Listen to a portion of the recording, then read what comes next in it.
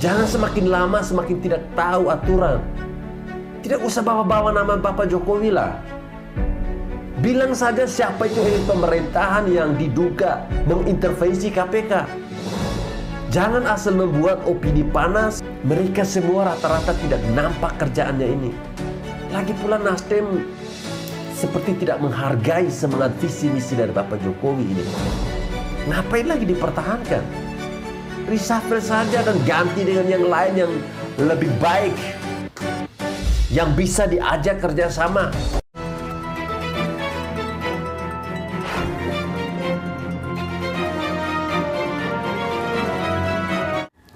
Assalamualaikum warahmatullahi wabarakatuh. Salam, salve, Om Swastiastu, Namo Buddhaya, salam kebajikan. Teman-teman, sebelum menonton video ini silahkan klik tombol subscribe bagi yang belum. Dan bagi teman-teman yang sudah, silahkan klik like, komen, dan juga share videonya. Terima kasih. Salam Pancasila. Baik teman-teman, video saya kali ini masih ada kelanjutan dengan video saya sebelumnya, di mana saya menanggapi soal nyinyiran dari Zulfan Lindan, salah satu kader dari Partai Nasdem.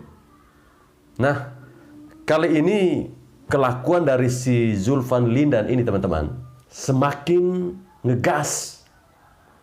Dimana kali ini si Zulfan ini dia mencurigai bahwa ada elit dari pemerintahan yang mengintervensi KPK terkait dengan kasus Formula E yang sedang diselidiki. Ya, kita tahulah, kalau kita berbicara soal Formula E ini, kita pasti akan tertuju pada satu nama, yaitu Anies Baswedan. Jadi tidak heran kalau Nasdem begitu ngegas, karena memang Anies Baswedan ini adalah calon presidennya mereka, teman-teman. Semakin lama saya melihat partai ini semakin membuat statement yang liar yang menurut saya malah memperkeruh situasi, teman-teman. Kita melihat partai ini pada awalnya yang tidak banyak membuat ulah. Nah, ketika partai ini mengusung Anies, dia malah berubah menjadi partai yang sama sekali baru. Ya, baru dalam hal ini yang tidak baik ya. Nah, ketika Bapak Jokowi ditanya tentang Nasdem yang saat itu mendeklarasikan Anies, Bapak Jokowi saat itu enggan memberikan jawaban. Bapak Jokowi mengatakan bahwa ini masih dalam suasana duka sehingga tidak baguslah, tidak etis kita menjawab soal ini. Tapi Nasdem melalui kadernya Zulfan Lindan menyentil balik Bapak Jokowi tentang peresmian pabrik pipa di kawasan industri Batang, Jawa Tengah, teman-teman. Ya, seperti yang saya katakan pada video saya sebelumnya bahwa katanya kehadiran Bapak Jokowi di kawasan industri di Batang dengan peresmian atau pendeklarasian Anies sebagai capres itu adalah hal yang sama. Itu yang saya katakan kenapa pernyataan itu adalah pernyataan yang goblok, bodoh, dan juga tolol. Di mana dia menyamakan sesuatu hal yang berbeda antara urusan politik dan juga urusan negara. Nah, kali ini si Zulfan Lindan ini teman-teman, dia kembali membuat ulah.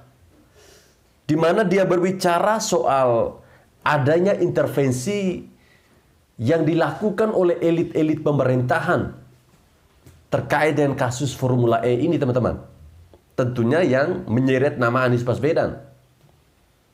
Dia menenggarai bahwa intervensi itu dilakukan oleh elit-elit di pemerintahan. Katanya ada kesan yang menurutnya, menurut penglihatan dia, bahwa di dalam kasus Formula E ini yang menyangkut persoalan Anies Baswedan itu, menurutnya ditenggarai ada elit-elit pemerintahan yang ikut melakukan intervensi terhadap KPK.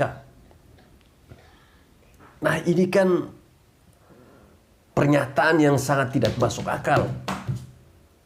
Kemudian dia lalu menyinggung kasus dugaan gratifikasi terhadap Gubernur Papua Lukas NMB yang kita ketahui bersama adalah kader dari Demokrat. Di mana Lukas NMB ini disebutnya juga sama, teman-teman, bahwa ada intervensi dari elit pemerintahan.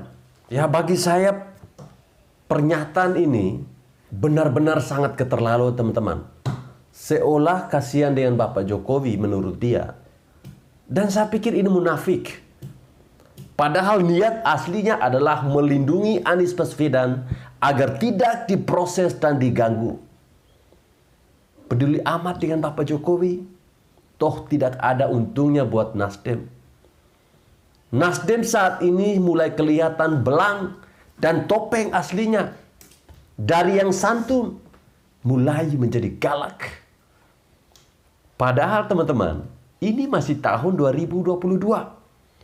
Belum 2024. Saya tidak bisa membayangkan bagaimana ganasnya partai ini nanti ketika menjelang tahun politik. Tentunya mereka akan membuat sesuatu untuk menjaga Anies Baswedan ini dari serangan-serangan luar, teman-teman. Anies bagi mereka ini wajib diproteksi karena dia yang menyelamatkan Nasdem dari ancaman tidak lolosnya partai ini ke Senayan. Kita ketahui Anies juga mengintervensi 7 fraksi parpol agar membatalkan interpelasi Formula E. Ini malah terang-terangan. Ada foto bareng sebagai buktinya. Jelas sekali ada intervensi. Enak saja ya. Kalau ada pelanggaran ya harus ditindak. Masa harus bebas? Kalau memang nantinya Anies dianggap bersalah, masa tidak boleh diproses? Ini mindset yang sangat mirip dengan kelompok sebelah pemuja Imam Jumbo. Apapun yang dia lakukan, meskipun terbukti bersalah, tetap tidak boleh disentuh sehelai rambut pun. Kalau diproses, maka itu adalah kriminalisasi ulama dan berbuah azab neraka. Ya, pesan saya buat Nasdem, tolonglah. Jangan semakin lama semakin tidak tahu aturan. Tidak usah bawa-bawa nama Bapak Jokowi lah. Bilang saja siapa itu elit pemerintahan yang diduga mengintervensi KPK. Jangan asal membuat opini panas. Bila perlu Bapak Jokowi copot saja menteri-menteri yang dari Nasdem itu. Mereka semua rata-rata tidak nampak kerjaannya ini. Lagi pula Nasdem seperti tidak menghargai semangat visi misi dari Bapak Jokowi ini. Ngapain lagi dipertahankan? Reshuffle saja dan ganti dengan yang lain yang lebih baik, yang bisa diajak kerjasama. Toh saat ini kelakuan mereka makin membuat ilfil. Lempar statement yang tidak bermutu lalu ujung-ujungnya playing victim seperti Demokrat. Makin tidak respect saya melihat partai ini. Saya malah lebih respect dengan PKS yang konsisten menjadi partai yang konyol, yang selalu menjual isu agama. Nasdem tidak konsisten demi memenuhi nafsu politik. Melihat gencarnya mereka melindungi Anies, sepertinya ada tanda-tanda bahwa KPK semakin dekat menemukan bukti hukum dugaan korupsi Formula E. Makanya mereka ini mati-matian membela Anies. Rame-rame membuat isu busuk seolah Anies ini sedang dizalimi oleh KPK. Sepertinya saat ini ada yang lagi panik dan deg-degan. Mereka takut nanti capres pilihan mereka ini akan masuk ke dalam tahanan, akan memakai rompi orange. Baik teman-teman, saya kira sampai di sini video saya. Terima kasih bagi teman-teman yang masih tetap setia menonton channel ini. Jika video ini sangat bermanfaat, silahkan di-share sebanyak-banyaknya. Terima kasih.